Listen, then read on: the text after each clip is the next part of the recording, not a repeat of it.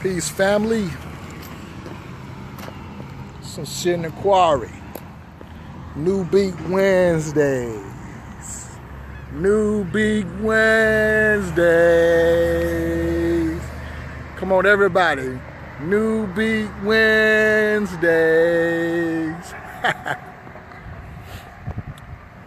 Yep. I'm gonna wait around to see if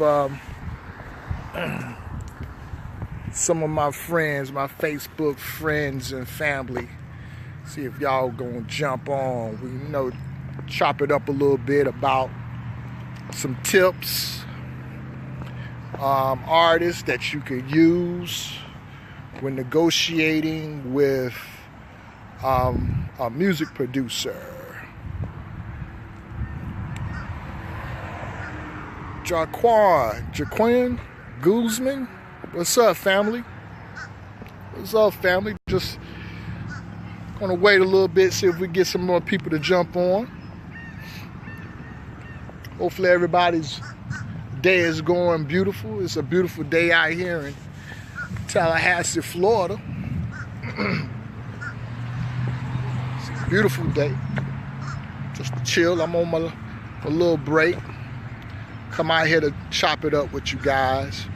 New Beat Wednesdays. I have a new beat that I dropped today. It's like a club type beat. It's very original. I just named it beat number 19.18. I'm really about to really crank out some beats that I'm at a point I just can't even keep up with names, Young Boss, what it is. So yeah, you definitely gotta check that out. Check it out on my Facebook page, my YouTube channel. I got a cool video. I call it, the way I just subscribe this beat is up tempo, dirty 808s, and an ice cream truck. Family, y'all gotta check it out, man. I don't think it's nothing out there like it, that sound or what I'm doing here. So yeah, it's called beat number 19.18. So yeah. But yeah, I'm on today, man, to talk about some tips as it relate to negotiating with music producers. I don't have much time, so I'm gonna go ahead and jump in. I was trying to wait, see if I get some more people on this thing. There we go. Darren, what it is. So here's one thing, artists. Like, when you're trying to reach out to a producer, say you don't have a budget, you really don't have money for beats, right? And so a lot of times, music producers, they will give free beats or examples of beats, right? But many times it's like, it's how you approach. So, for example, for me, I definitely can talk about myself. When somebody approached me about sending them some beats, or they so talented or whatever, they want to rock with me, right? And I give them instructions, right? Probably one of the things I'm going to tell you is go to my website, check my beats out, let me know what you think, right? But instead, this happened a couple times. Instead, you come back to me, oh, just send me whatever, man. I'll burn up whatever. I'll rock whatever. I'll do whatever. Whatever you send me, I'll burn it up. Man, I'll rock that thing. Whatever, just send me something. That's not what I said. I said, go to my website and go through my beats and check them out. Guess what? That artist don't get fed. You know what I'm saying? That artists don't get fed. Sometimes, like for me, I want you to go and do some homework and actually ask for a beat that you're going to actually work on. If you can't follow the simple instructions, as in go to my website, right? Why am I dealing with you? Why am I dealing with you? Or why are you trying to tell me what to do at this point when I'm making, in a way, I'm making an investment in you? So one thing is, don't try to tell the producer what to do when you're the one asking for the free beat. Follow instructions. Because it may be a reason for all of that. For me, I could use the plays. For me, I could use the feedback. You know what I'm saying? For me, I could use some of the feedback. How was your experience in navigating through my website? So those things help me. So I help you and you helping me. Just follow the instructions. So that's one great tip. Follow instructions. Another one is artists, when a producer use the term that you can use these beats for non-profit but not commercial, you must understand what that means. When they say you can use these beats for non-profit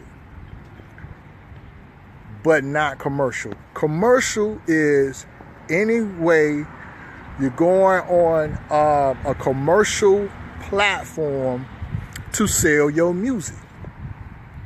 To sell your music. So you will not take his beat and go on YouTube and monetize it.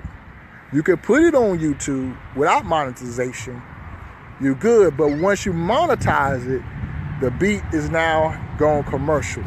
You cannot take the beat and go to CD Baby, go to DistroKid and whatever else out there and distribute your song to Spotify, iTunes, and it's everywhere, right?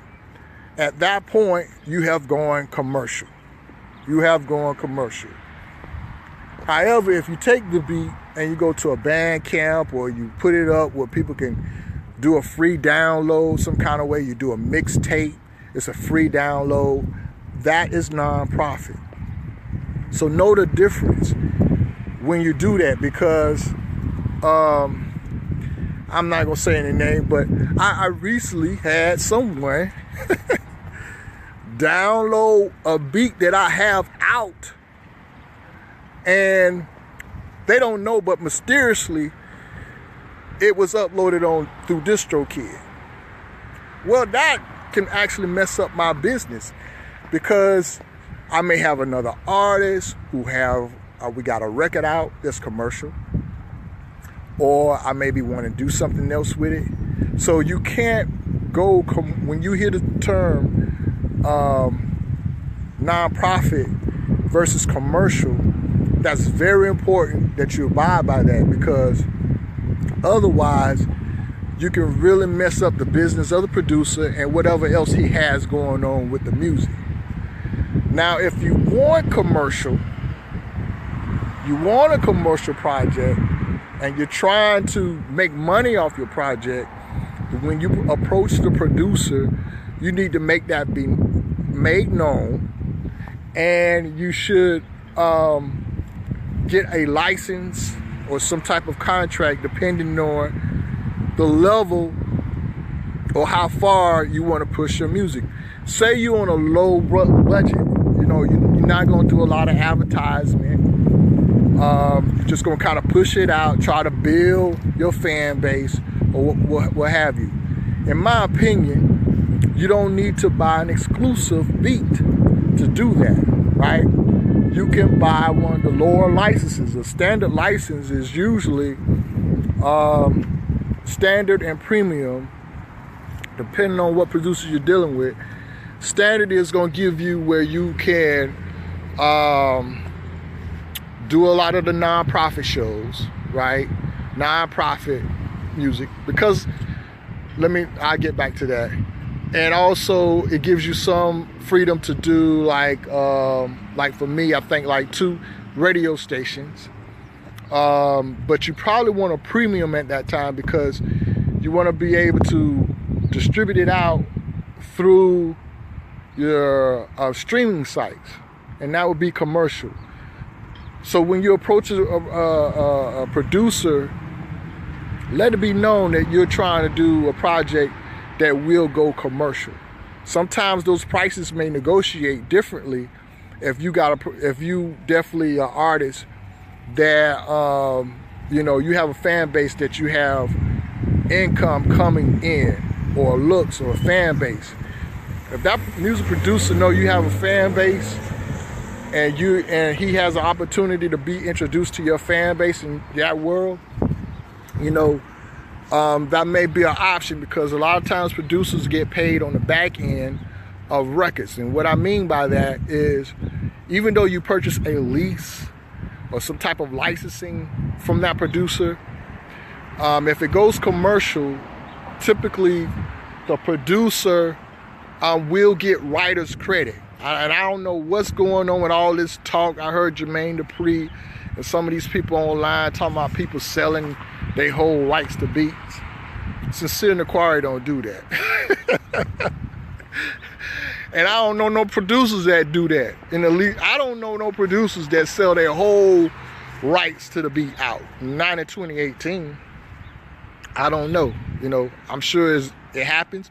But typically, especially a lot of producers on BeatStars.com, they have it where they get a percentage of the writers. Usually it's 50%. It just depends on how many writers. If it's 3 writers, that could be negotiated too as well. Artists, that's the thing. You just have to know how to negotiate with a producer. Even though he may have prices, I have prices. If you can't get that price, hit him up, email him, talk to him. A payment arrangement. I will be open to, it depends. I will be open to, possibly payment arrangements. You might not have, you want the exclusive. You don't want nobody else to have the beat. But you don't have the, $200, the $150, or whatever it is. Prices even go higher, but you're like, you know what? Sincere, I don't have 200. I want it. I'm gonna give you 100 on this day, or I'm gonna give you $50 every so often for the beat. Can you temporarily hold it for me? And then by this certain date, if I don't have it to you, you know what I'm saying, then it's all good. You can keep what you got for holding it, and we just move on. So there's many different ways to negotiate those type of terms. What are some other things? Tips. I think that's just real big. I think for a lot of artists, just understand that you can negotiate with music producers. You can negotiate. A lot of times, you just got to figure out what value can you bring the producer, and try to offer that, and that could offset some of the costs on the producer's end. But I think it's real big, especially for me, is that artists who I see that don't invest in themselves, you're really not gonna get no back end. Now I'm gonna talk to some music producers on this one. If a lot of times artists will come to you about that back end stuff, you know what I'm saying? Like, hey, look, I don't have no money, but we go half and half, 50-50 on this, and we'll split the publishing. Well, if they're not gonna push it commercially, right? If they're not gonna push it commercially, that means the streaming sites. Today is mainly the streaming sites. It could be radio, trying to push it through radio, because all that stuff. Every time somebody play the music, every time somebody the radio stations play the music, money. That's a ding. That's some money. That's some cents being made. So every time that happens, after these people make a report how many times your song's been played, and you get a percentage of how much, a percentage of monies every time it get paid. And every quarterly, a report goes out, and people send you a check or you get transferred money, which that has happened to me several times. Hadn't been a lot all the time, but it do happen. So, but the thing is, if an artist is not going to push his music, the back end, you ain't gonna never see no back end. You ain't gonna never see no back end. So, but if the artist is more so doing shows, they always doing shows. They at this club, they at this festival, they at whatever they do. You know what I'm saying? They selling. They, depending on demographic, they could be selling CDs, what have you, right? If most of the income is coming from that area, producers, you want to do a deal some kind of way with that. That's kind of hard on independent level.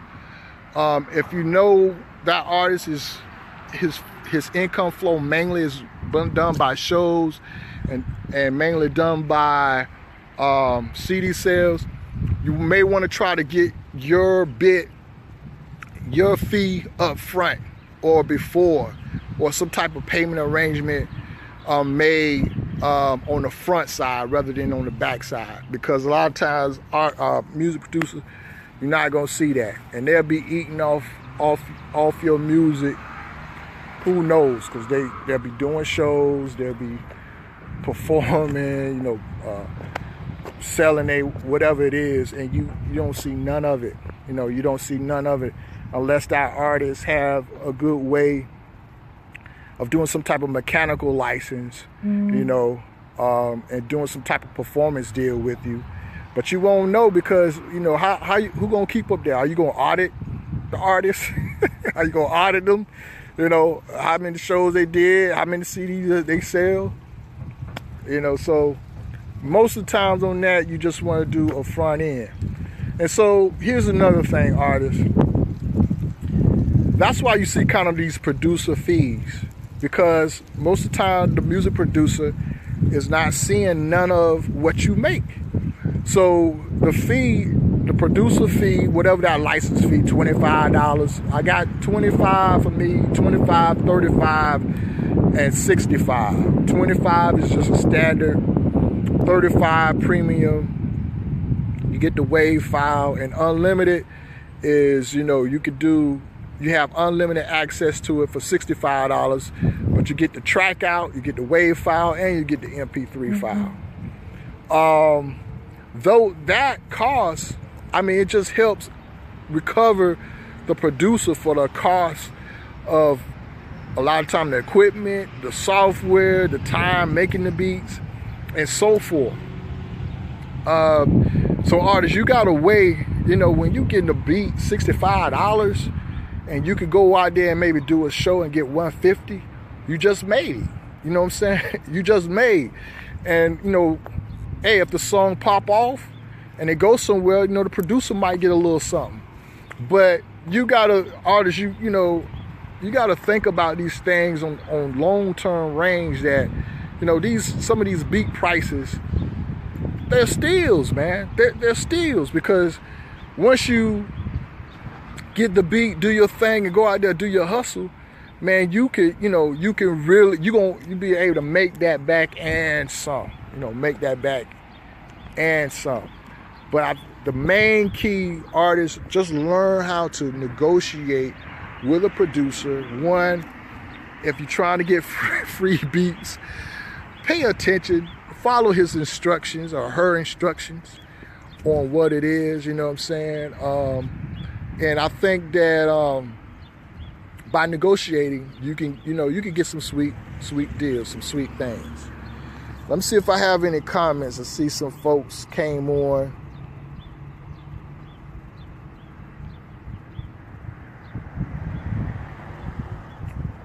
I guess everybody good. What's up, Prez? What's up, Rosemary? What's up, Adrian? My cousin. Y'all gotta check out my man Adrian Morris, man. He got that heat. He got that R&B that you're looking for. Adrian Morris. I produce a lot of records. That's because A lot of records for him. We on Spotify, all the streaming sites, all that. Just look him up. Adrian got some big things coming too. What's up, Mario? Natasha, what is good? Ronnie, what's good? Antonio, what's good? Nicholas, what's good? Thank y'all for coming through, man. But yeah, so those are just some tips. Learn to negotiate. Reach out to the producer. If you don't have it, negotiate. If the terms ain't really what you need on his site, reach out to him. Reach out to him. We in it for business. We in it trying to make things happen, you know. So, which leads me to, I am going to be experimenting with what we call a membership fee, a subscription fee, a monthly fee for folks who want a chance to get great deals on my beats. The way it will work is, I'm thinking right now, for a monthly subscription of $37.50. Y'all let me know if this sounds good, or should the price be lower or higher. $37.50. For $37.50 a month, you can pick 3 beats, any of your choosing. I will be constantly uploading new beats every week, definitely every month. 3 beats of your choice for $37.50 every month. It will include a basic standard license where you get a free MP3 download, not tagged. You'll be able to use it unlimited for nonprofit. So there are mixtapes, you're doing your shows or whatever, you know. As long as it's not, it's supposed to be nonprofit, but if you're making something, and I see you on BET, that's, well, man, BET ain't even no longer, not the BET we know it. But I see you on Coachella. We're gonna have to talk. But yeah, nonprofit, and I think like 2 radio stations it allow you. Now I have some other standards like that, but for $37.50, 3 beats. You know, you keep it fresh. You can always have all those beats, especially since Sincere and Acquired. You ain't got no beats like me, you know what I'm saying? So I'm thinking about doing that soon. So be on the lookout. I'd like to know your comments on that. Also, what else? Just to note that this New Beat Wednesdays will be ending next Wednesday, the end of the month. This will be my last promo. I'm gonna kind of go into just a random drops and really I got so many beats I need to finish. I'm gonna be dropping a bunch of beats coming soon, and also get in the mode of working on my instrumental album. So I want to kind of get into that album mode as well. So in May I'll be making that transition in my workload on that. So next week will be my last New Beat Wednesdays, but I'm going to continue to drop beats. So I hope y'all would join me. Matter of fact, I think I'm scheduled to be out of town next Wednesday, so that should be interesting if it happens like that. But yeah, check out my new beat today, New Beat Wednesdays. I got a new one called Beat Number 19. It's a club type beat. I think it's off the chain. Would love to get your input on it. And then until then, man, peace and love. I'll see y'all next Wednesday.